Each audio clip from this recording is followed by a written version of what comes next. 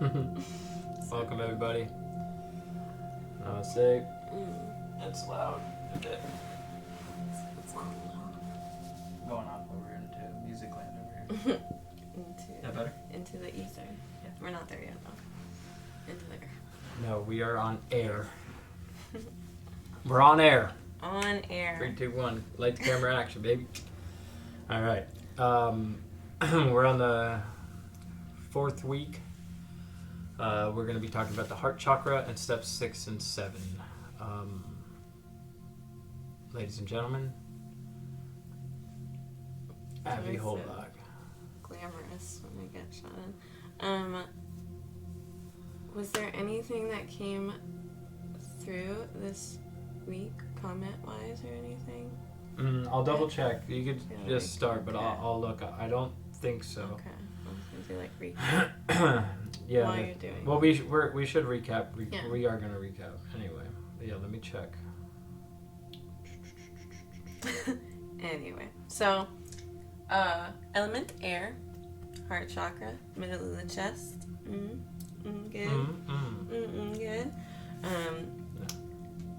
Our heart chakras were definitely opened and rejuvenated this weekend as we went on a little kirtan retreat. It was beautiful. It was amazing.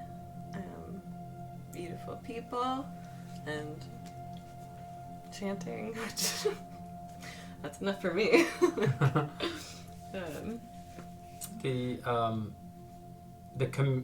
Having a community is, when we talked about the 3 parts of addiction recovery and the 12 steps, the fellowship or the body of the sangha or community, that's so aligned with heart. I can't do anything alone. Nothing.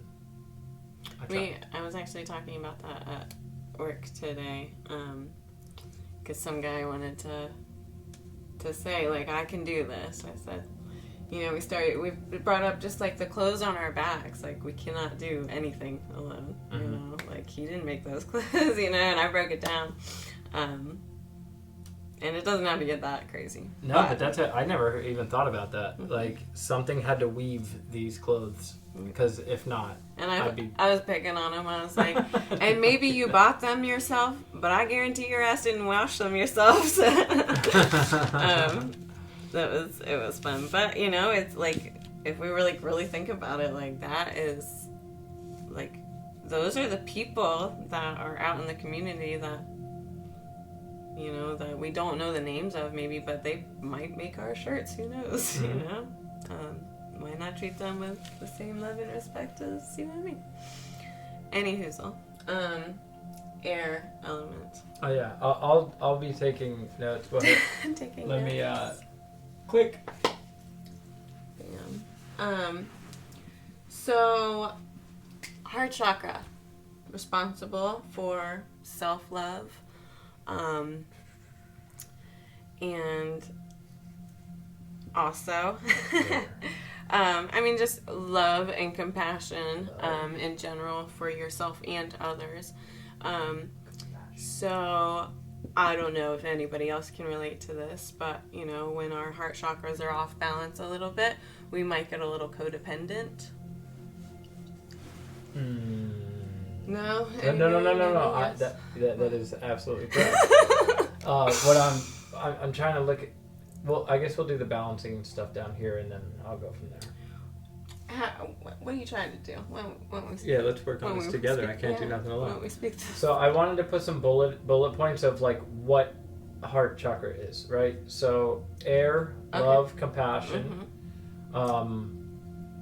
I know that the animal is just. This is one that I do know. It's the black antelope, right? Yeah, the antelope. I was just looking at his packet and. Antelope or deer. I have not ever associated an animal with a chakra, so that is... Yeah. Why not? But of course an antelope. Yeah. Well, it like the root, the base is elephant, sacral is the crocodile. I don't think we discussed that last week. But sacral's the crocodile, and then the element fire, the solar plexus. I want to say it's a lion or something like that. I'm not 100% sure. Let me get back to you on that one. But this one's the antelope or deer. The deer, I know in the medicine wheel, the deer is like love and compassion. I mean, nothing shouts love to me like an antelope. Like an antelope. What else do we have here? A lot of people associate this the color green. I'm not big on the colors of the chakras. However, if that works for you, by all means. I also like to... there's like a part of me that wants to keep the old tradition, but then there's a part of me that wants to be effective.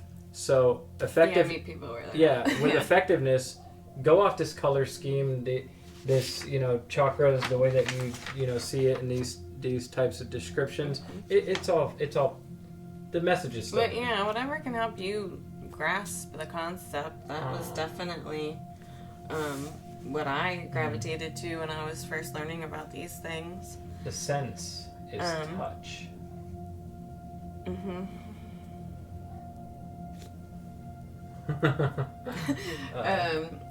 There's so we have like the oils and the yoga poses usually. I did, again, I don't know about the sense and everything, and I think that's where it comes down to your own personal dosha and whatnot. But rose and lavender and frankincense were the big three that I saw. Good info. What I'm going to do here, I hope you guys can see this. I know I've been struggling with this. I'm doing what I can. The positive or a balanced heart chakra is going to look like acceptance and self-love. I'll just put acceptance because it's like the biggest thing. Acceptance of people, places, things, yourself, all of it. Yeah. It really is just a pool of acceptance in my eye. This is where it comes to like... like I said, like codependency if it's out of whack, but like balanced is, you have boundaries and you are able to stick to them and use them, and that is self-love right there. Like, and that too took a while for me to grab onto because I didn't want to hurt people. But really, what it came down to was the fear of confrontation, and I didn't want to hurt people's feelings. And I thought I was codependent, and I thought I was a people pleaser. Really, it came down to a fear of I don't want confrontation. I don't want to be wrong. And I don't want to hurt people's feelings. Yes. Yeah. Pride's a big one. I heard a guy tell me one time. He's like, man, your problem is intellectual pride. And I never even heard that. I never even heard that term before. Intellectual pride, meaning I know, and don't you threaten me. Don't threaten my ego. Yeah. And that was my problem. He was right. Most of the people that tell me stuff like that, they're right. I just don't want to admit they're right. You're too intellectual pridefully. Yeah. Oh gosh, yes. We're sick people. Sick. So let's talk about the negative side of this. Grief. Codependency. Grief, and I'll just put code-D. Let's talk about codependency, shall we? Let's. What do you want to know? People ask me all the time, they go, what is codependency? Like, what's the definition of codependency? Relying on somebody else to fulfill your happiness or your peace or whatever. Like saying like, I'll be happy if this other person does this or whatever. So it's like, for example, like if I needed Abby to be here in order for me to be well, I'm codependent. If Abby left right now, I would be very hurt, but I would still be perfectly content in my recovery, perfectly content with life, and I would be able to accept it and move on because my heart's finally open. Right. And this is... It would hurt. Right, 100%. Yeah. There's no saying... But I take it to God. Right, exactly. This is where, like, if we were both actively codependent, me leaving 5 times and coming back 6 times, that kind of stuff. Like, so one of the questions, see, I didn't even prepare any of this. I usually don't. But one of the questions would be, like, have you gone back into a toxic relationship over and over and over again? Yeah, I did that many times. Actually, can you write these down for me? Because I'm codependent. Nope. Just kidding. Just because I'm a nice person. So yeah, that's one of the. So like to find out, like, hey, do I have imbalanced heart energy? Do you continuously go back into hurtful relationships? If you did that more, see, I always say, do it once. What is it? Do it once, shame on you. Do it twice, shame on me. I forget. Fool me once, shame on you. Fool me twice, shame on me. Fool me three times. You're a fucking idiot. I don't know. So after if you go back to the same person, I mean, I understand second chances. People make mistakes. I understand relapse. I understand that everybody's path looks different. Some people it takes a long time, but after you give someone a second chance, there shouldn't be another chance. In my eyes, like today I can't say that. What? Right. So you can say that? Yes. Yeah. Mm-hmm. Because I've come to accept myself, and I don't need to rely on that other person. Now, it's different if, like, all right, well, you broke up, and you don't let this person back in your life, and 5 years down the road, they're 5 years sober, and they're doing extremely well, and you guys connect back together. That's different, because you weren't chasing back. You weren't like, oh, I need you here.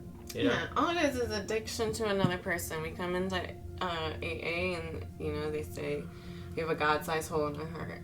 And if we don't have God in our heart yet, there was a big period of time where I was sober, but I didn't have God in my heart yet, so I filled it with other people, food, sex, gym, whatever you name it, like anything. And that's where, instead of finding out what you are and who you are, you jump into that relationship so you don't have to worry about that. But that's where that gets blocked, and you don't get to fill that hole with God now, or whatever your higher power is, but you're filling it with some dirtbag that probably doesn't deserve that. So you really, you just want to be able to ask yourself, do I like, it's not intentionally, but do I do repeated things around relationships and over and over again and expect different results? Yeah. That's the insanity of a blocked heart. Mm-hmm. I don't even like the word blocked either. Man, I'm full of it today. Imbalanced. If it was blocked, your heart wouldn't beat. You know what I mean? Like, there's that. Yeah. So it's not blocked off. It's just not a healthy flow of energy. Yeah. And don't mind me today. I'm a little off. Abby's steering the boat today. We're fasting while we're doing this. I get grumpy when I fast. This is funny too. So I'm going to tie this in. I got a little bit like grumpy or like tired like after my last group at work today. Like I was like beating myself like, what the hell is wrong with me? And I'm like, dude, like it took me like probably like 20 minutes. I'm like, dude, you haven't eaten since yesterday around 8 o'clock. You just did like 3 groups around a bunch of mentally sick people. And now you're going to sit here while you're on a computer doing notes, which I hate to do. At least favorite part of my job. And I'm beating myself up. I'm like, what's wrong with me? There's something wrong with me. Like, you're just on retreat. You should be great. And that is actually a sign that there is something going on in my heart space that's not just like because part of this is self-acceptance. I'm not accepting like, hey, I'm just a little tired. I'm fasting. Like, it's okay. Do your stuff and get out. Yeah. So it's just funny.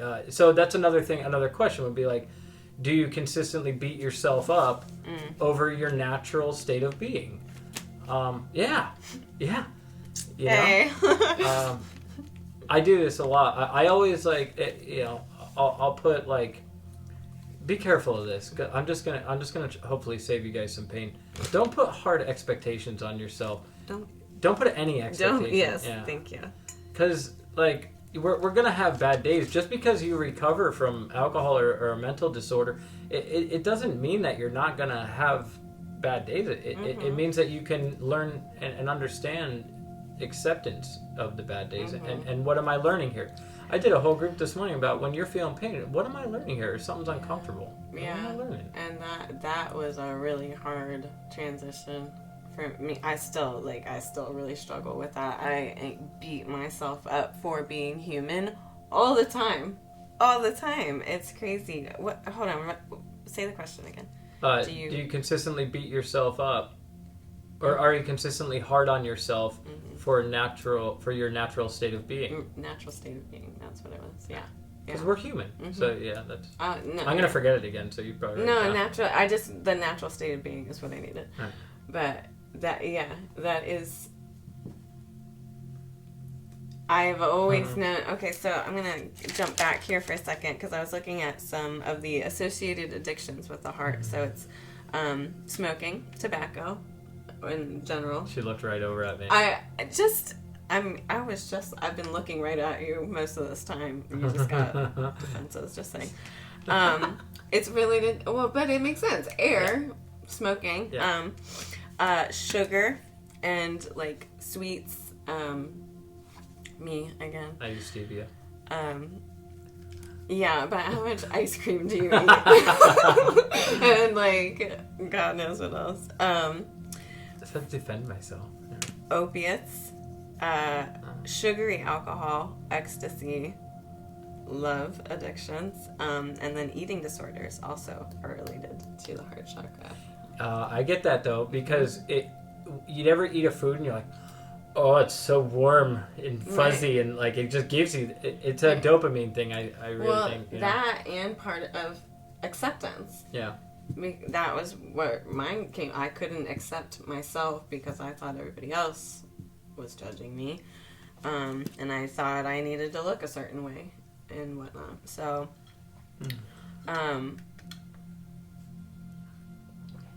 but that like when I was writing those things down, I was like. Huh. Like, that's... The hard stuff, that's me. So, just remember, this is all progress. This is not perfection. I know you're gonna, if you study deeper into yoga, you're gonna see like some stuff from Vedanta Society and Krishna consciousness, stuff like that, and they talk about the perfection of yoga. Now, you have to understand that these are people that meditate like for hours every day. They are seeking the perfection because they are in a community or a part of a group, a cultural group, where they can do that.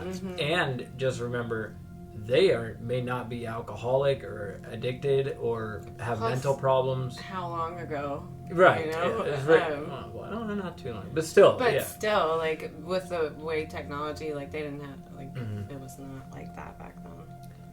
One thing I do want to discuss before we actually let's wrap this part up and then I'll discuss that. Is that it? Pretty much foods. Because we want to do that. I know like nice leafy greens. Yep. Go ahead. Omega-3s, leafy greens for sure. Vasodilators. Cacao is a vasodilator. Gets blood flowing. That's not always good, depending on if you have heart conditions or any kind of circulation things. Always check with that. But yeah, and berries for antioxidants and stuff like that. More higher vibrational now. We're getting closer into that stage of higher vibrational foods. So like, smoothies would probably be like adding a smoothie into your day will really change a lot. Yeah, we need to do that more. I know you just got a blender.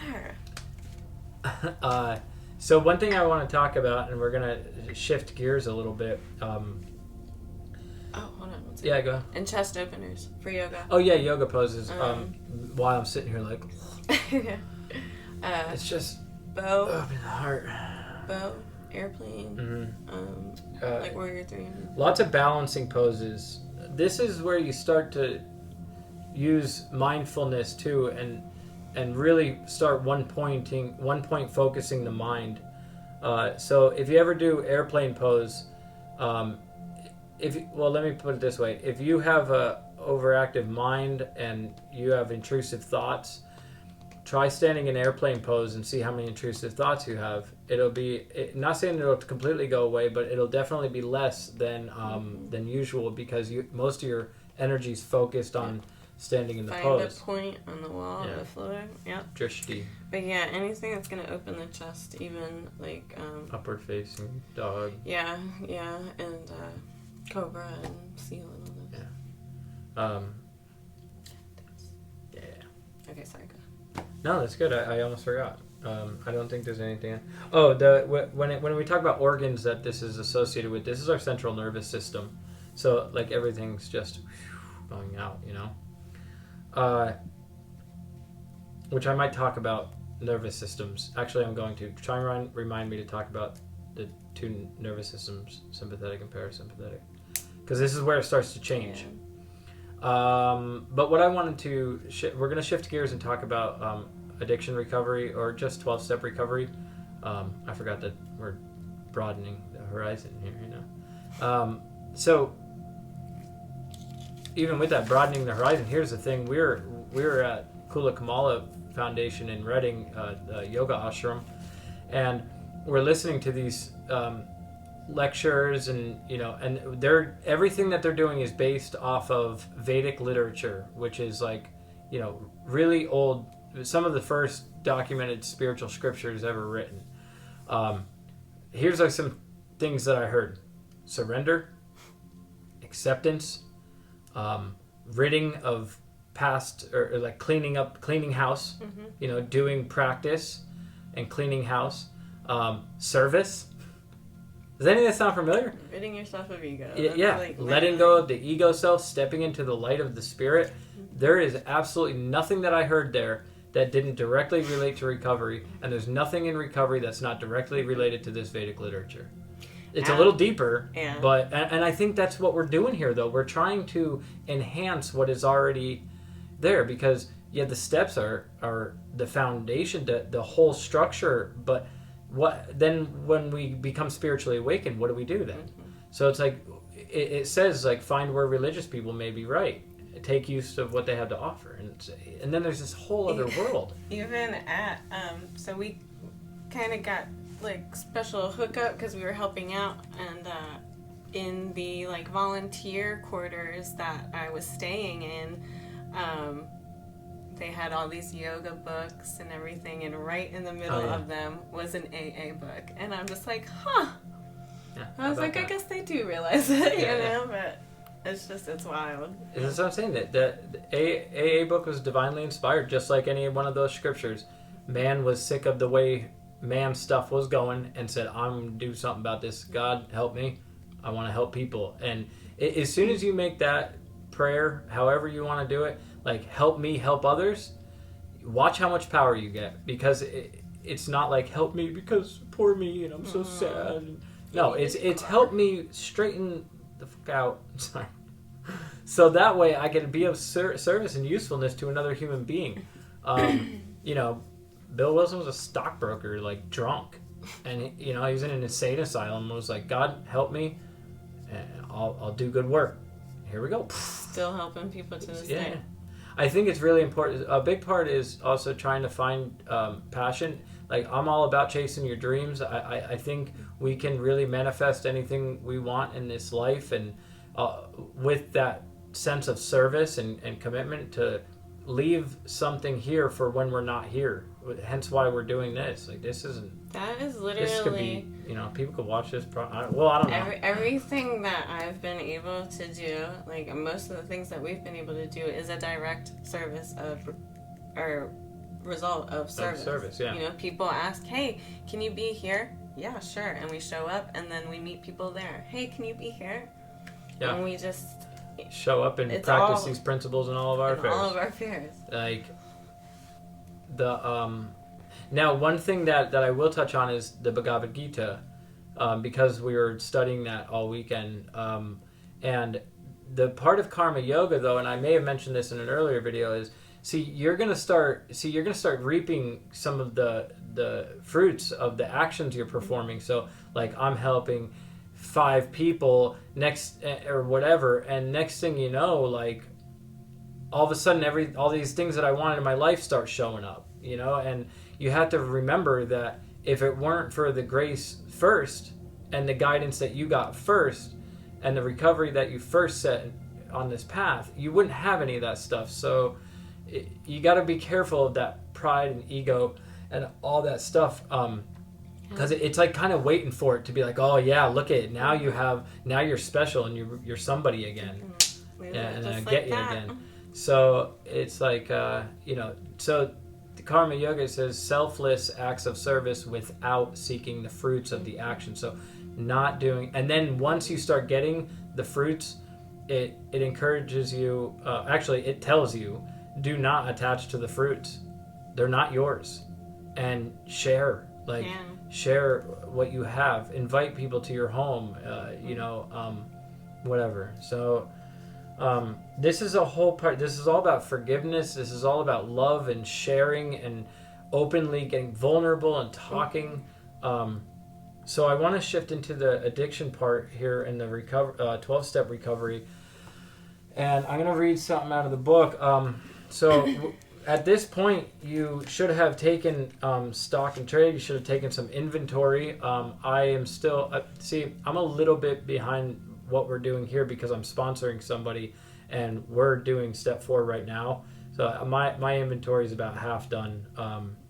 And it's so funny how we can... After so much time, I can still find so many things that are pissing me off. So this is why annually I do it, because there's going to be things that show up. So step 4 is taking the inventory. So everyone should have done that by this point.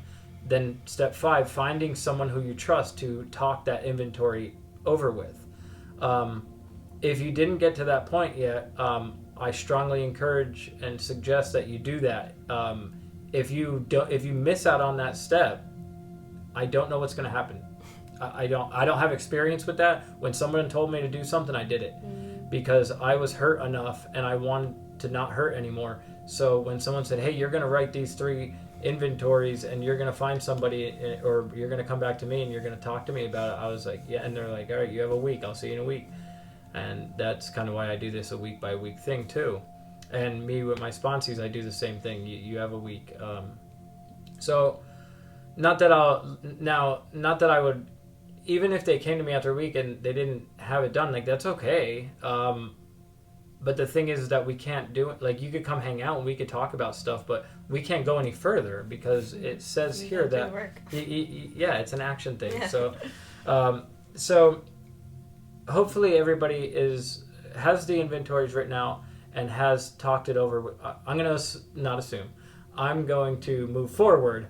If you hadn't done that, maybe you should just pause this and wait See until you next week. and just wait. And as like I said, it's okay. Yeah. Just wait until that work is done, because you don't want to start jambling the mind with this other stuff. I mean, they're going to talk about promises that are going to start showing up in your life, and I want you to be able to actually feel that and not be like, oh, like it's just wishing it, or something. So it's okay, but just get that work done.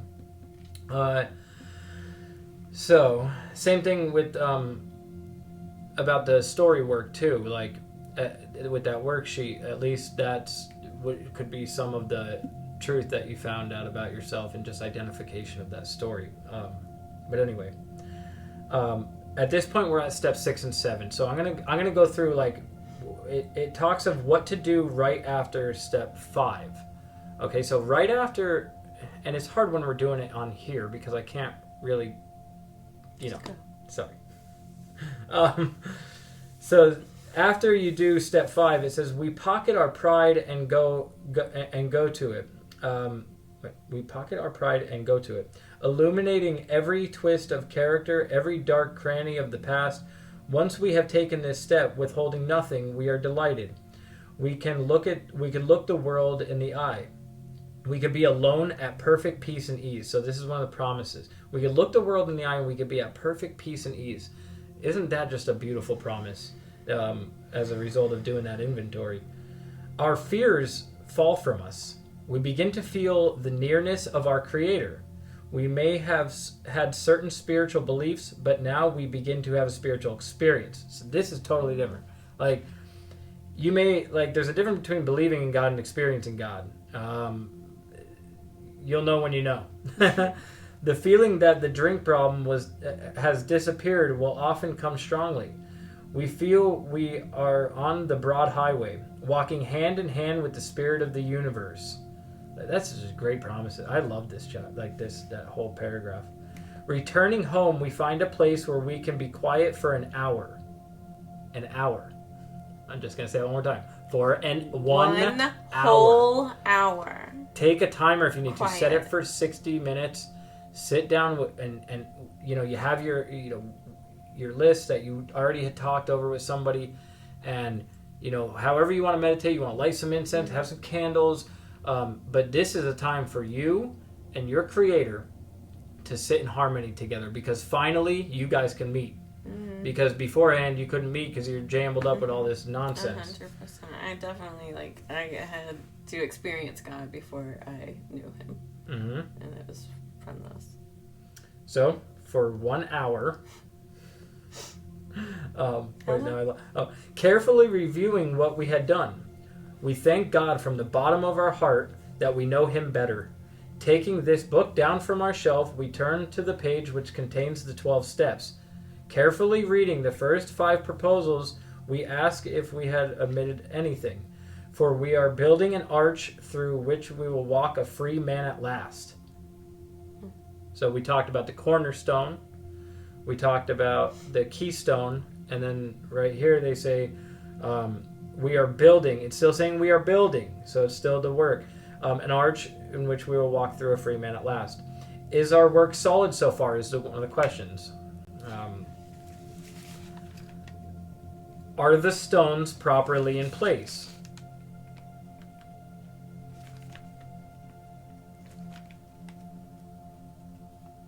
I'm just letting Abby. Go ahead. Okay. Have we skimped on the cement put into our foundation? Have we tried to make mortar without sand? I'm going to talk about what I think they mean here. So they ask you these questions, and I believe it's just saying, look at those 5 steps, review them, and see, and just ask yourself, is there anything that I missed? Is there anything that I'm holding out on? Did I totally admit and get honest that I'm suffering from what I'm suffering from? Do I admit that I'm powerless?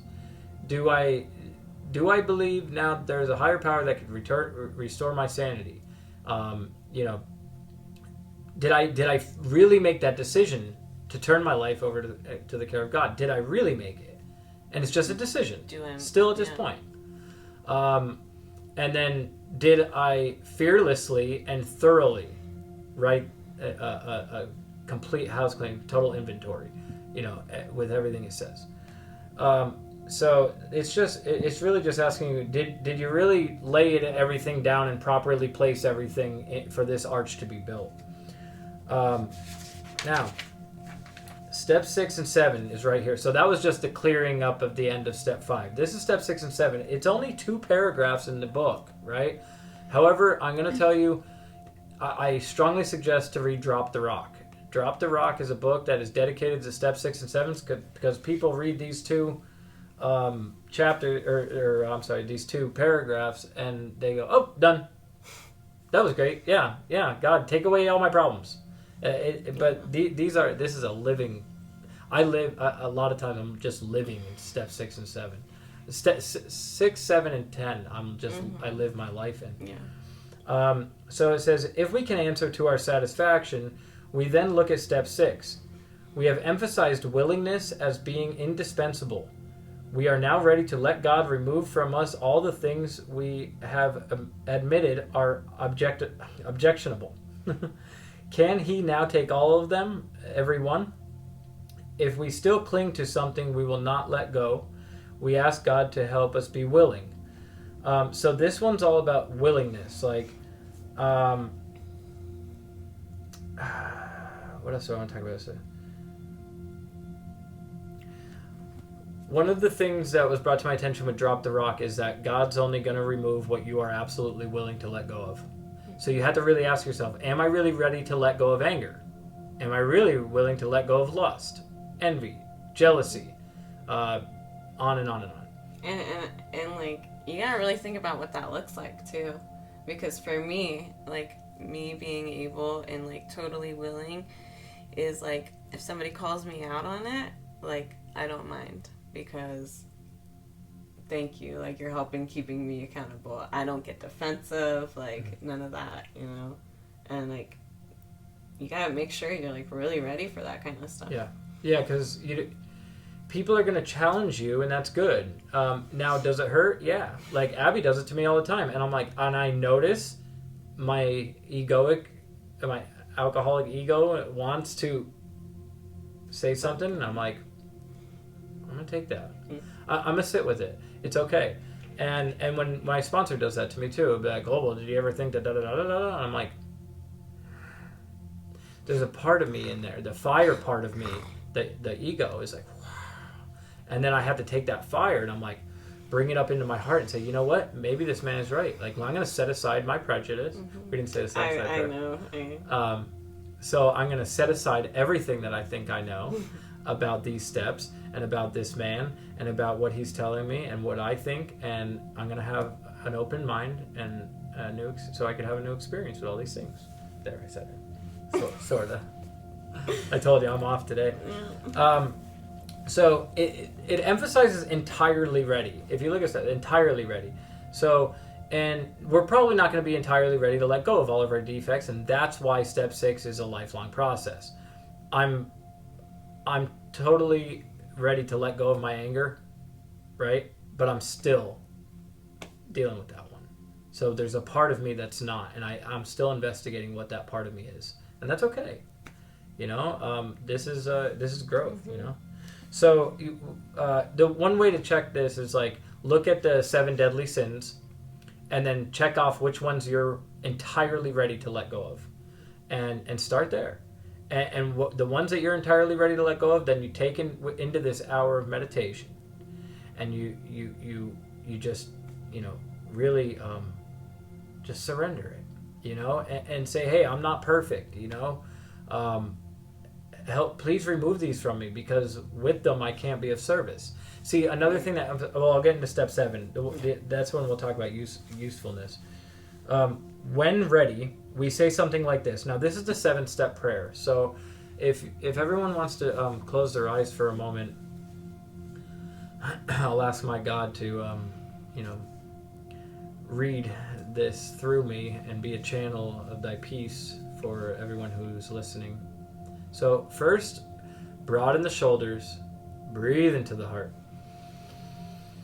Create space in the heart.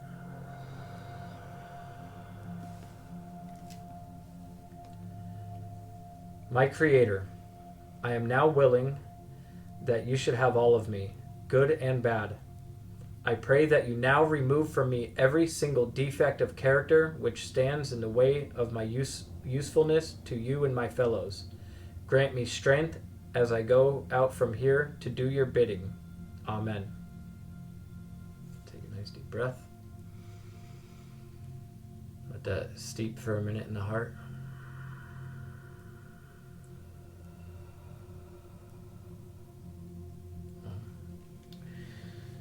So, I really, so I believe that prayer, I mean, I kind of mix up the 3rd and 7th. No, one thing I want to say. After that, it says Amen. You remember in the 3rd step prayer, there was no Amen. Up to this point, there was no prayer yet, and there was no Amen. So from step 3 to right here, that seals the deal. And then we move on. So that's that when it comes to step 6 and 7. It is really just taking that hour, looking at, you know, what you've discussed. It's funny because it says like, I know in step 5 or like in 4 to 5, it says we now know God better. And I think it's so funny. It's like, what do you mean? I just wrote out everything that's wrong with me. Mm-hmm. You know, I came to the fact that I'm still completely selfish and all this stuff is like my fault and poor me. And then you pick up the book and you read it, it says, well, you should know God better now. And then when you actually do sit down for that hour, and that's why I think why it instructs an hour right after that, is because you'll realize like all of a sudden you're like getting flooded with all this spiritual energy Because there's nothing there. I was gonna say you've removed it, so it's you're making room, and you have to let become the hollow bone settle, and because I remember the first time I did a 4-step, and I didn't do any of that, and I just carried about, and I felt wonky for a couple of days, and when I went back and redid my steps, I was like, oh, I didn't allow that to actually leave. I just carried on and didn't process it.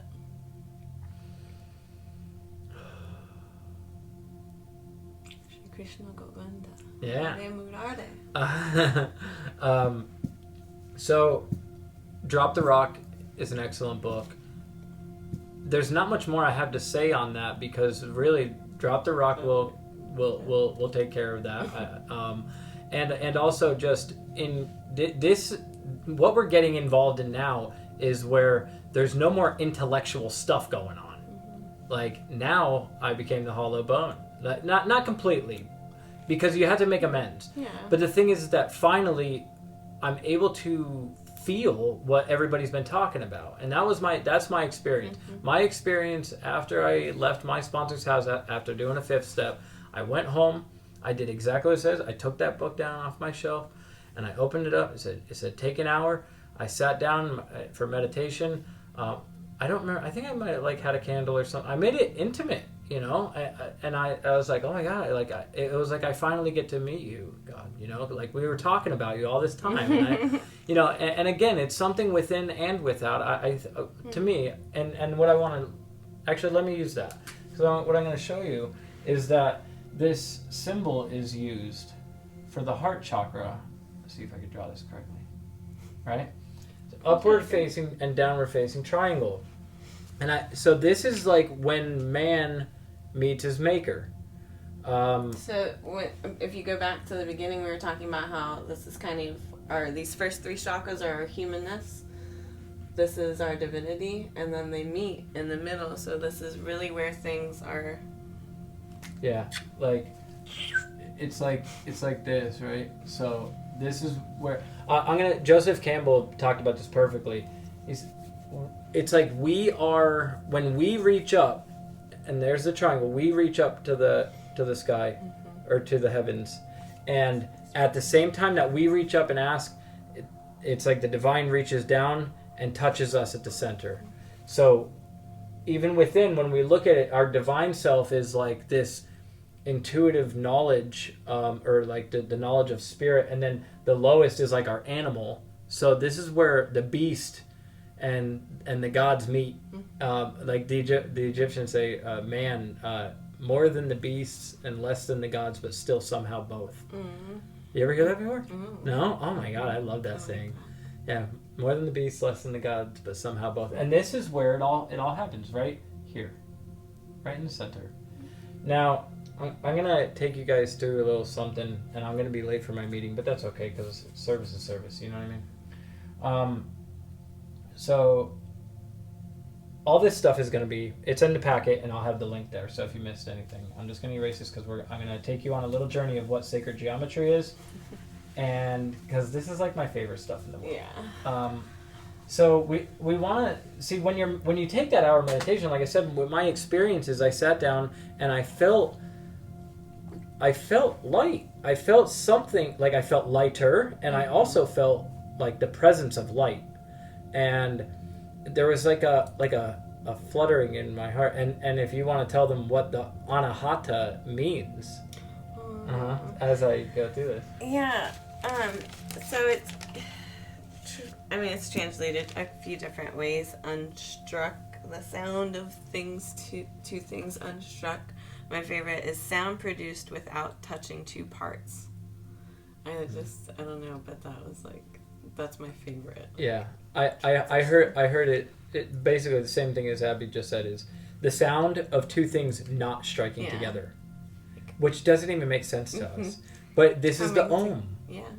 This coming is together. No, that was we get excited. Yeah. Do you see how the demeanor changes? Now, I put this to test many times. I've done groups, and I said, okay, well, what's wrong? We're going to talk about what's wrong, and all that, and everybody's just stuck in their ego self, right? I'm like, okay, well, what are you grateful for? And as soon as you bring them here, it's like, oh wow, because that's life force energy. Without that, we are dead. And our bodies are alive, but we're dead inside. Yeah. So the heart is the transmuter between these two worlds. Like, so we have the upper and the lower. And the heart is the space in between these two things where it all comes together. And so this is the halfway point, and this is where you're going to start to feel and experience and start to understand what you are hearing in meetings, and starting to finally connect, and you're going to be like, oh my God, yeah, I know, I had that similar experience. And you'll start seeing synchronicities, and things are aligned, and they're, you start to see the totality of things. So when this symbol, everybody knows as the Star of David, which it is. This is also the symbol for the heart chakra. It's also this is like the keystone in the flower of life. Okay, so without this two points coming together, there would be no flower of life. And flower of life is everything. It's the genetic makeup of all of the universe. So when you look at the points that are here, right? Everybody always sees my necklace and like, that's so cool. I'm like, yeah, it's really, really deep. Yeah, it's really cool. So it's got in there. Yeah, and you may see this type of symbolism around in various different things, and there's a reason for it, because it actually harnesses life force energy. I don't want to totally mess this up, but basically the flower of life is that, or I'm going to put it like this. So there's a point in the center. That point in the center splits itself into two. Oh, that's terrible. Hold on. I gotta do it bigger anyway. So there's a point. Damn it. One more time. Point in the center. So basically, in the center was the unity, the unified field, right? Or the space in which there was nothing and everything in this condensed thing. And then it split itself, which created two circles. That's a little better. No, it's not. It's beautiful. Thank you. And then those two split themselves again. And then again. And then again. And again. And again. And it just goes on and on. Now, where do you see something like this? I forget how I connect all this together. Something like that. Anywho, I'll say it like any hoozle. Any hoozle. So where do you see something like this happen? And this will, my hand or my drawing is not the best, but it would just continuously expand out and out and out and out and out. We see this in all of biology. You come from this, and this. See, if I started from here and I went out. We all started as that little. We all started as a dot. One little dot. One dot.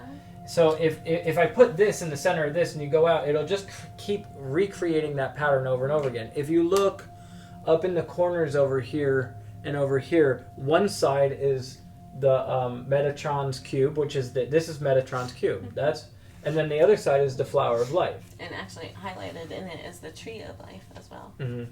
Oh, right. And that goes, see, that's a whole nother. No, it's all perfectly tied together because the tree of life then connects into the Kabbalah, and the center of the tree of life is this at two intersecting triangles, hence why it's the Star of David.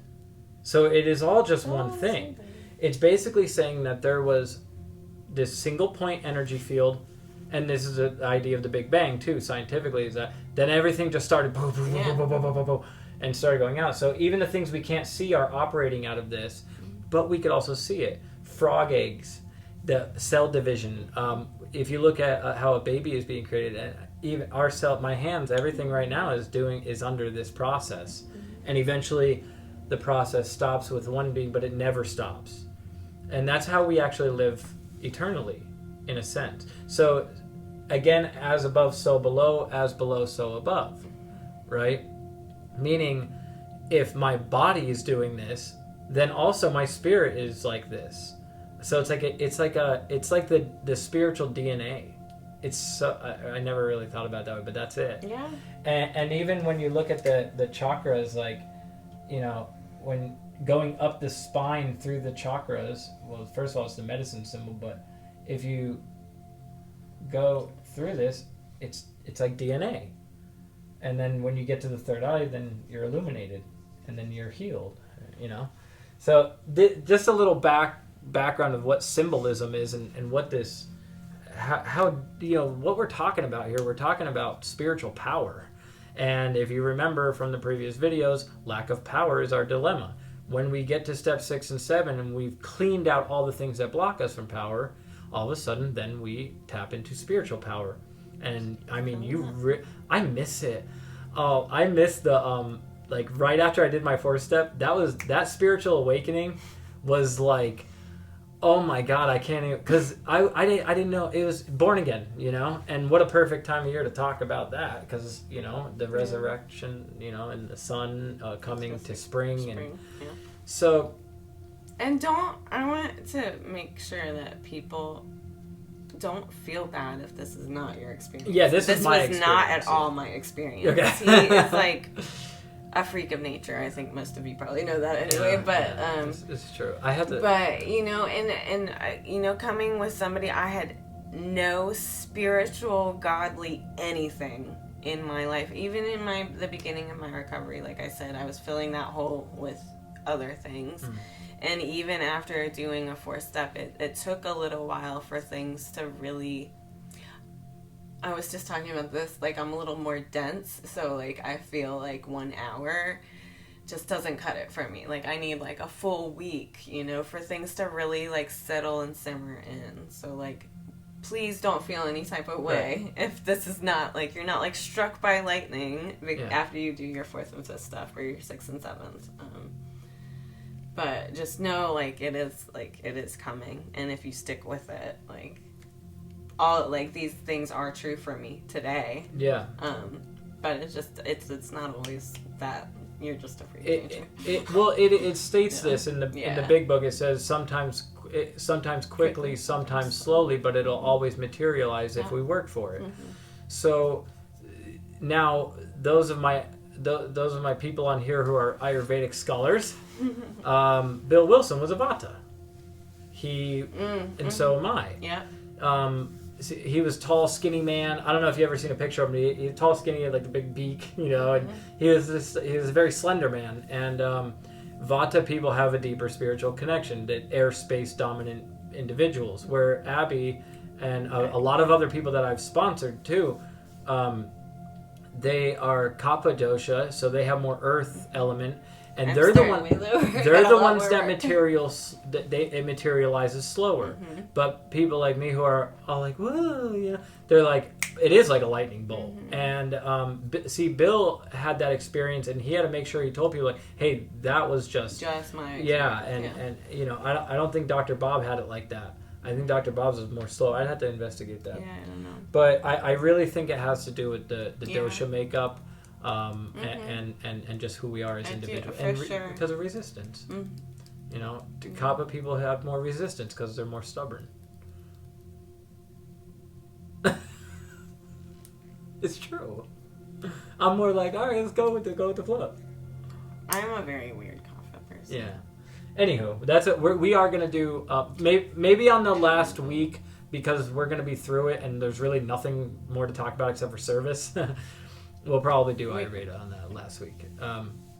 So we can do it. I'm glad I got to break this down for you guys. This is just know we only see a little bit of what's going on. We only hear a little bit of what's going on. The world of spirit is infinite and beautiful and everything else. So it's like beautiful and it's sometimes not. Yeah. But we're as human beings, we're so limited to what we can actually, what's actually there. And you know, I've had moments in my life where I get these like big leaps forward, or leaps and bounds. So I take a step forward and then I'm still stuck somewhere, and you know what I mean? So So I hope we covered everything. I think that's it. Meeting the upper and lower worlds. You know, trying to stay centered in the heart. Practice some mindfulness. Trying to stay present. A big part of this is try and stay present. And forgive yourself. Listen, you're not the same person now. If you did this work last week, you are not the same person now that you were then. So that person had died, and this person has just been reborn. That's where we're at right now. All right. So forgiveness, meditate on forgiveness, and part of what the fourth step said is in the last column it said, you know, these were sick people. We start to see that the people who harmed us were spiritually sick. You were spiritually sick.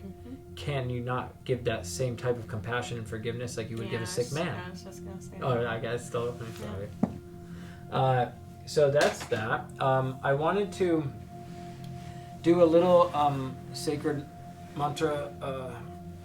I should say. I'm not going to. Mantra? Yeah.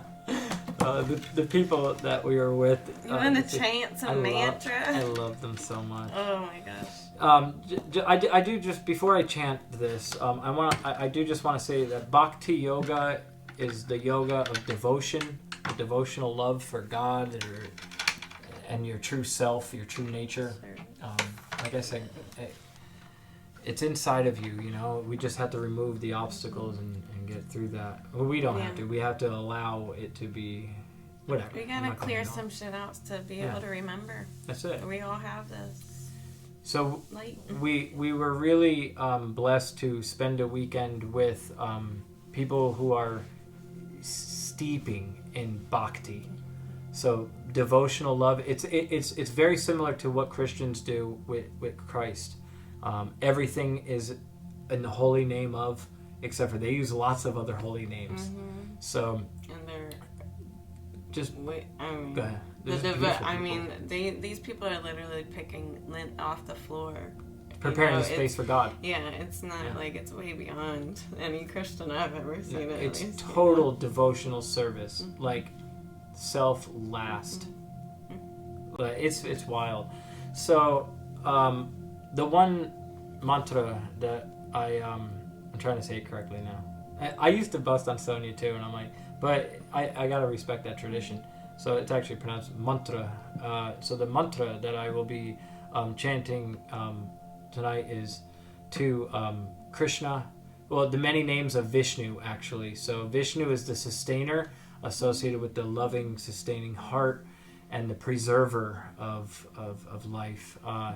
So there's many different names that Vishnu goes by in different incarnations and different things like that in the mythology. So we'll be chanting Shri Krishna Govinda Hare Murare He Natha Narayana Vasudeva. You don't have to know that, just enjoy. Just enjoy. These are just such divine names in Sanskrit. And so, I'm gonna have to turn. Wait, will that go with it? Yeah, it's fine.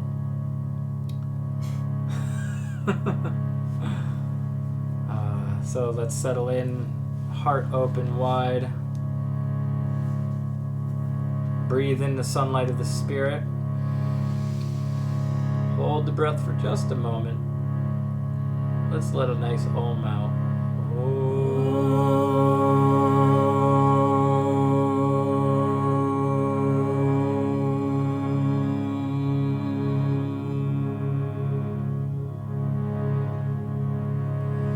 Shri Krishna Govinda Hare Murare He Natha Narayana Vasudeva. Gotcha. Shri Krishna Govinda Hare Murare He Natha Narayana Vasudeva. Shri Krishna Govinda Hare Murare He Nath Narayana Vasudeva He Nath Narayana Vasudeva He Nath Narayana Vasudeva 2, 3, 4 Shri Krishna Govinda Hare Murare He Nath Narayana Vasudeva 2 Shri Krishna Govinda Hare Murare He Nath Narayana Vasudeva He Nath Narayana Vasudeva He Nath Narayana Vasudeva Shri Krishna Govinda Hare Murare He Nath Narayana Vasudeva.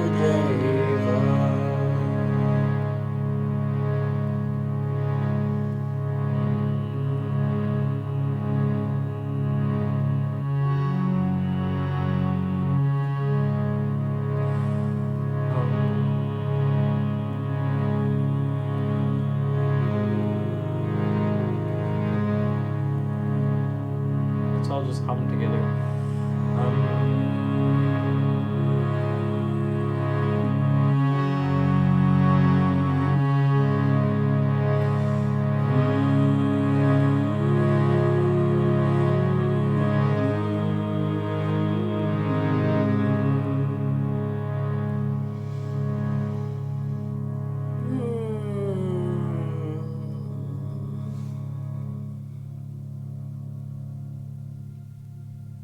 It's been a while. You want to place your right hand over your heart. Place the left hand over the right hand. Broaden the shoulders. Sit up nice and tall with self-respect and dignity. Honor thyself, the capital S self. Allow the capital S self, the true self, to shine light on the lowercase self, or the ego, and allow all to be illuminated. May we all feel free, happy, and peaceful. You want to place the palms together. We'll close out with an Om. Nice deep breath in.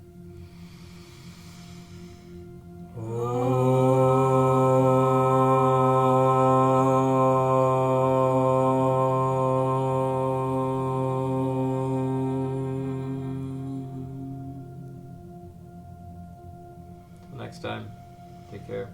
Namaste.